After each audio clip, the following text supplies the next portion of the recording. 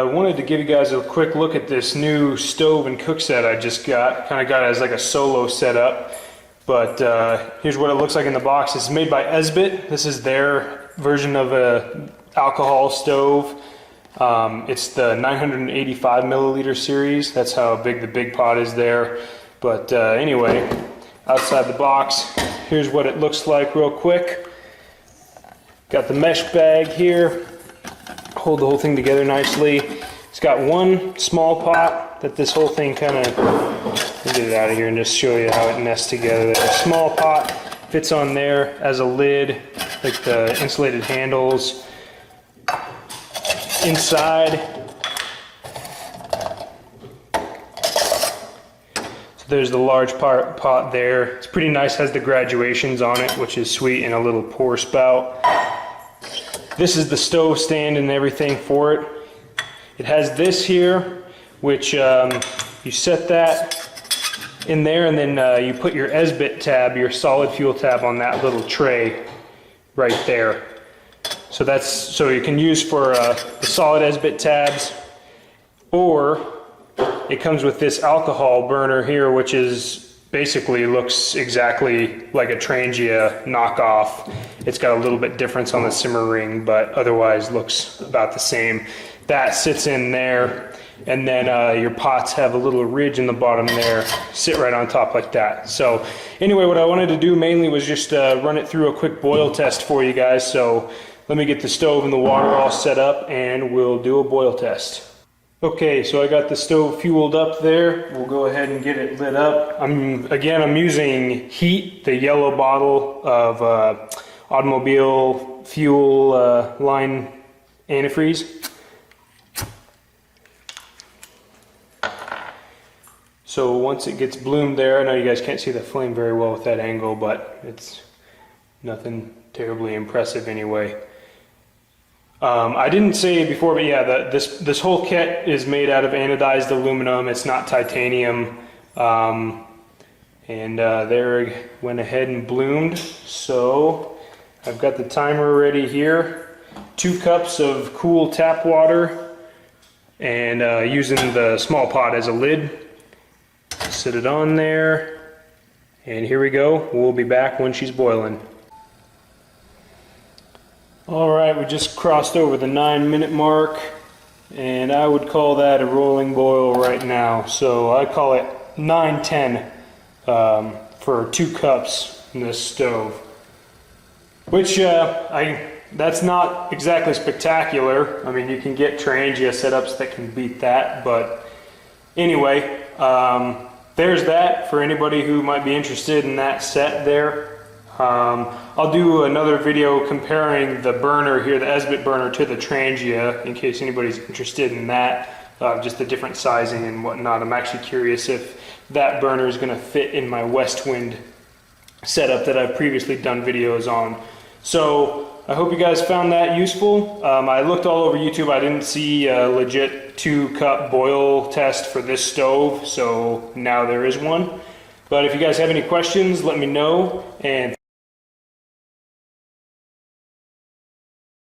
hey there, I wanted to show you this new cooking system that I picked up.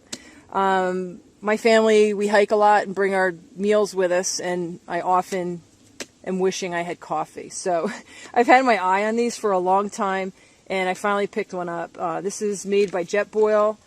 It's called their personal cooking system, and actually it's their brand new version called the Flash. It's exactly the same as their old personal cooking system version, except the neoprene sleeve here on the outside of the container has this heat indicator, which turns yellow as the water heats up. So that's kind of a nice feature if you're multitasking at the campsite that you can keep an eye on it and see how your heating's progressing.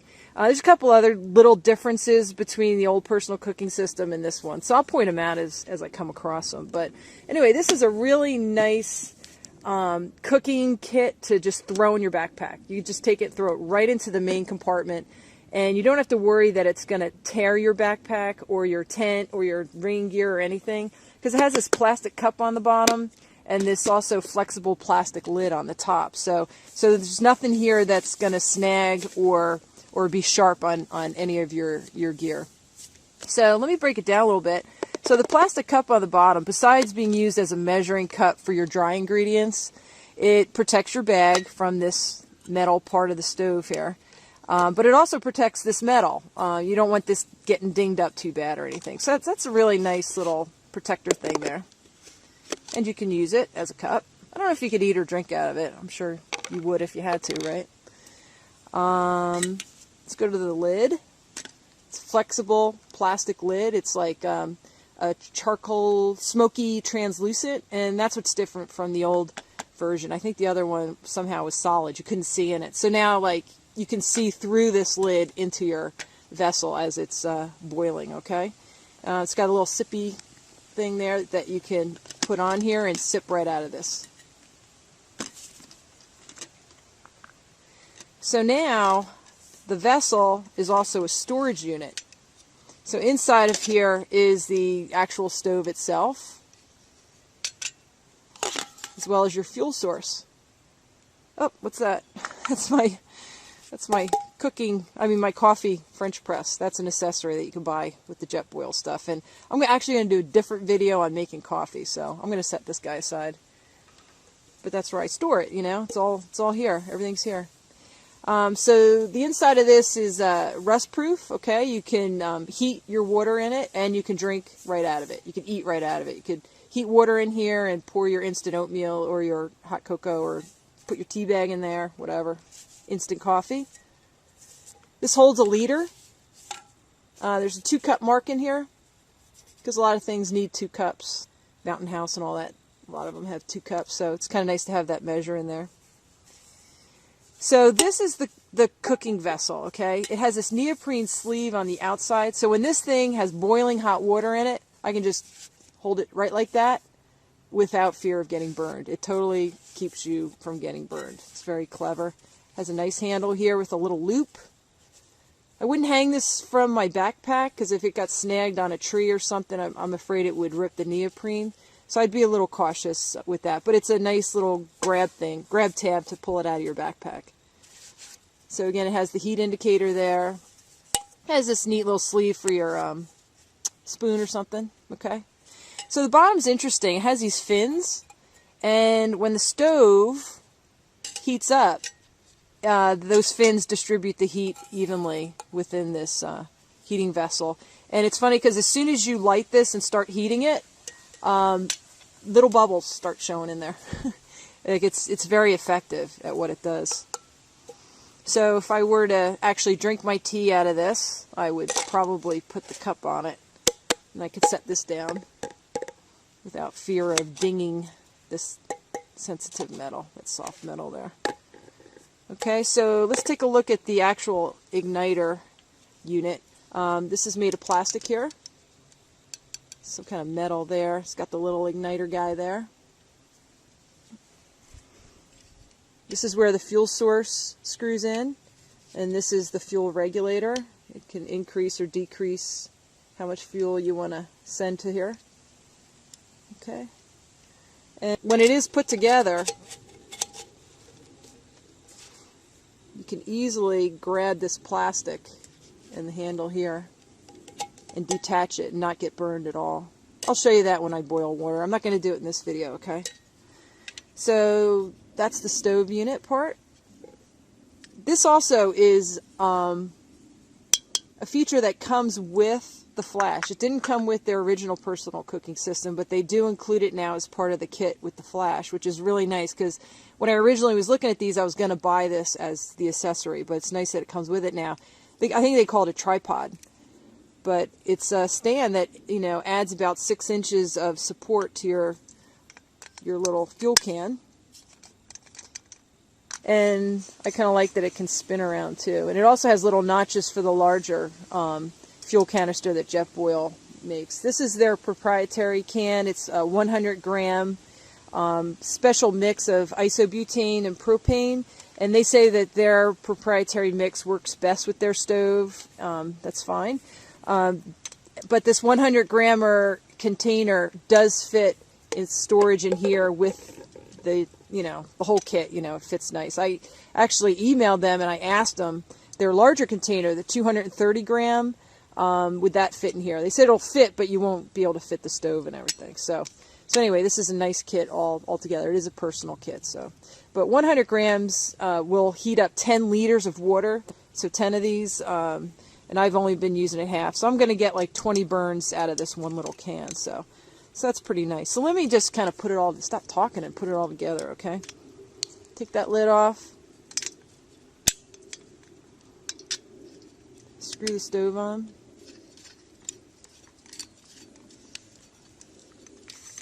Make sure it's off. Okay.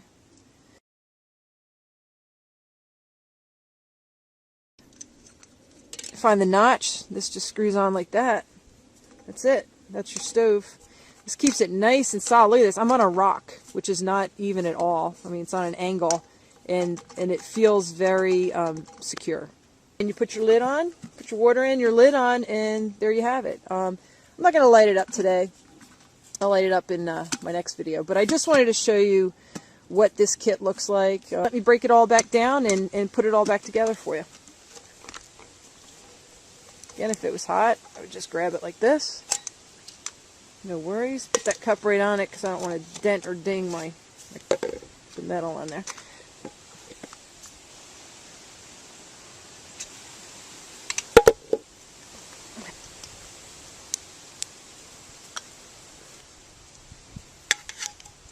This won't rust. But I don't know about this. I know this is like painted or something, but I don't trust it. So the way I've chosen to store this is this tripod snaps right on the end of the canister. I put it in like that. Stove goes on top. And the lid. And that's it. That's the Jetboil personal cooking system. That's the flash.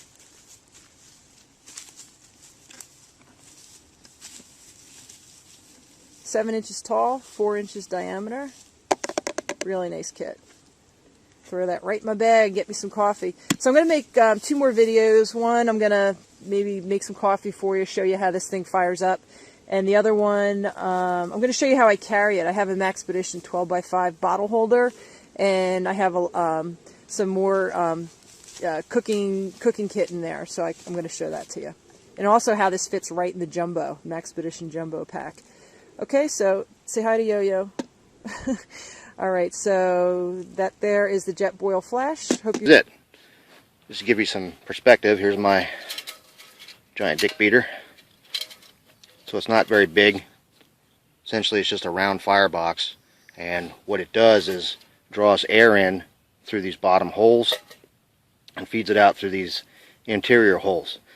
And the design is to create downdraft of air into the firebox and a rising draft that gets heated within this double wall that will then burn the wood gases when it comes out. So I'm going to show you what that looks like. Okay, so now we got our stove loaded up, and as you can see, you kind of build your fire in reverse with this design stove. What you do is you put your fuel on the bottom, then you put your kindling on top of that, and then finally your tinder goes on top. And what I'm using for tinder today is a cotton ball soaked in Vaseline. And essentially the Vaseline acts like the wax in a candle, and the cotton ball acts like a wick. And this will burn for a good 5 minutes, which is plenty of time for your kindling to catch on. And then you can start adding fuel as it burns down. And the only other thing I gotta do is light it, and then we'll put the fire ring on and we'll get to cooking. Just got the cotton ball ignited with a ferroceramic rod and a pocket knife to strike it with. As you can see, that cotton ball burns pretty good, and the kindling's starting to catch on right now. So in about 2-3 minutes, I'll go ahead and add some more fuel to it, and then we'll get our pot on top. Oh, and before I forget, put the fire ring on there. That's what your pot sits on top of. These 3 little legs on the fire ring here. Okay, so what we got going on here is a little bit of Chef Boyardee. Alright, and you can see our flame it's rolling, man. Rolling. One thing about cooking with wood, you're going to get soot in your pot, okay? You're just going to have to deal with it. There is no other way around it. If you're going to cook with wood, you're going to get a sooty pot. Stainless steel wool and some elbow grease, and it'll come right off with a little bit of dish soap. Alright, but that's also one of the...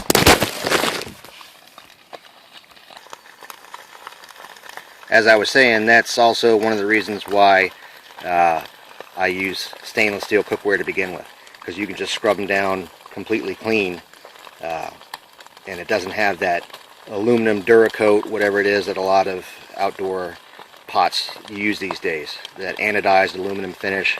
If you get soot on there and you scrub to take it off, you're going to take the finish off with it as well.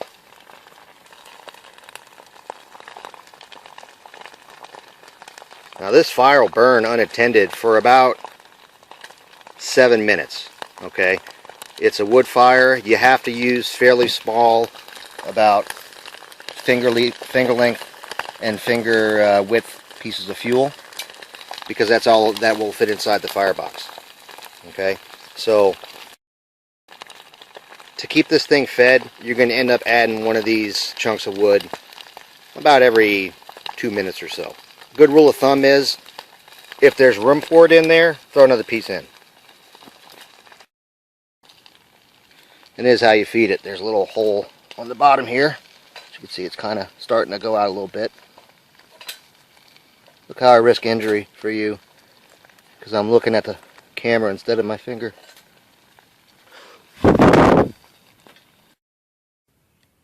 Alright, it's chow time, baby.